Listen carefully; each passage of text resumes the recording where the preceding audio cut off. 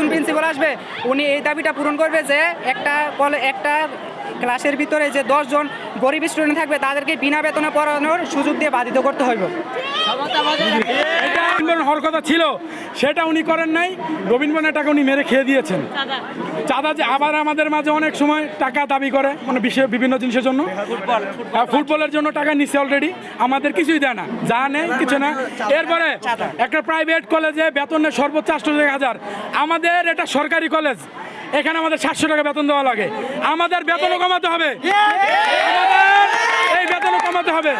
আমাদের কর্মসূচি সবাই দেখতে পারবে কাদের কাদের পদত্যাগ করা উচিত। আমরা সকল একসাথে সবাই একসাথে বসে আমরা এটা সবার মাঝে দিয়ে দিব এবং সেই টিচারদেরকে পদত্যাগ করতে হবে, যারা ছিল তাদের পদত্যাগ করতে হবে এবং এই কলেজ প্রাইভেট নির্ভরতা কাটতে হবে। যারা প্রাইভেট পড়ে তাদেরকে এইটা সিস্টেম বাদ দিতে হবে যে সবাই পাস করতে পারে, সবাইকে সমানযোগী রাখতে হবে। প্রাইভেট পড়লো এই জন্য তাকে আমি পাস করে দিলাম, আরেকজন প্রাইভেট পড়লো না তাকে আমি ফেল করে দিলাম, এরকমটা হতে পারে না, এটা হবেও না। এই কলেজ রাজনীতি মুক্ত হতে হবে, যেই দলে আসুক না রাজনীতি মুক্ত হতে হবে। যেটা ইতিপূর্বে কোথাও দেখিনি, ইন্টারের টেস্টের আগে টেস্ট পরীক্ষা নেওয়া হয়, টেস্টের মাধ্যমে বাছাই করে তাদের পরীক্ষা দেওয়ার জন্য দেওয়া হয়।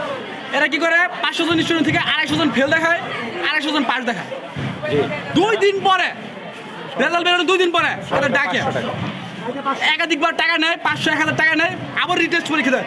আল্লাহ তাআলা কি ওহী নাযিল করে 2 দিনের মধ্যে ছাত্রছাত্রী পরের দিন পাস করে, আগের দিন পরীক্ষা ফেল করে পরের দিন 2 দিন পরে পরীক্ষা নিয়ে আবার ফেল করে। হাতিমারা স্কুল অ্যান্ড কলেজ থেকে পরীক্ষা দিয়েছি। আমি এই স্কুল অ্যান্ড কলেজের প্রাক্তন স্টুডেন্ট।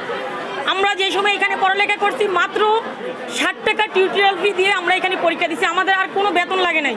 আর এখন শুধু আমরা শুনতেছি আমাদের এই ভাই বোনরা ওরা এইভাবে নির্যাতিত হচ্ছে, ওদের এই অধিকার আদায়ের জন্য আমাদের আজকের আন্দোলন। ম্যাডাম অনেকভাবে এই ছাত্রদের এই ভাই বোনদের নিপীড়ন করছে, এগুলার প্রতিকার আমরা চাই। ওদের বেতন বেশি, বেতন নিচ্ছে, ওদের সরকার যে উপবৃত্তির টাকা দিচ্ছে, আমাদের সময় আমাদের টিচাররা আমাদের শিক্ষকরা আমাদের সিরিয়াল করে করে ওনারা আমাদের এই টাকাগুলো পাওয়ার ব্যবস্থা করে দিছে। আর ওনারা কি করে ওদের এগুলো থেকে বঞ্চিত করে, যেটা সরকার ওদের দিচ্ছে ওনারা এটার অধিকার ওদের দিতে চাচ্ছে না। এটা কেন হয়? যেটা আমাদের অধিকার আমাদের প্রাপ্য তা থেকে ওনারা আমাদের সারা জীবন এই যে বিগত বছর আমি 11 সালে পরীক্ষা দিছি, তারপর থেকে শুনতেছি যে এখানে এত কিছু হইতেছে। আমাদের তো আরো পুরাতন শিক্ষক আছে, এখন থেকে এটা প্রাইভেট বাণিজ্য হয়ে গেছে। তিনি পরে 10 লক্ষ টাকা দিয়েছিল গরিব দুস্থ স্টুডেন্টদের পড়ার খাতিরে, সেই টাকাটার হিসাব উনি দেয় নাই। উনি 2-3 জনের টাকা দিচ্ছে, 10,000, 5,000, 3,000 এরকম নিউজটা আমরা পাইছি। আমরা রেজুলেশন বইয়ে চেক করতে চাইছি, তিনি আমাদের চেক করতে দেন নাই। এলাকার গভর্নিং বডির সদস্য যারা ছিল তারাই হিসাব চাইছে, উনি হিসাবে বসে নাই। এবং আজকে আমরা আন্দোলন করতেছি 4 থেকে 5 দিন, উনি স্কুলের দিকে একবারের জন্য পা দেয় নাই।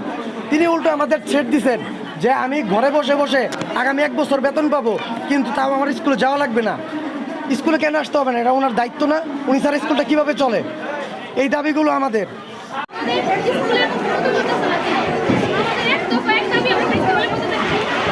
কেন কেন কেন এই দাবিটা তোমাদের? কেন কি লুট করে?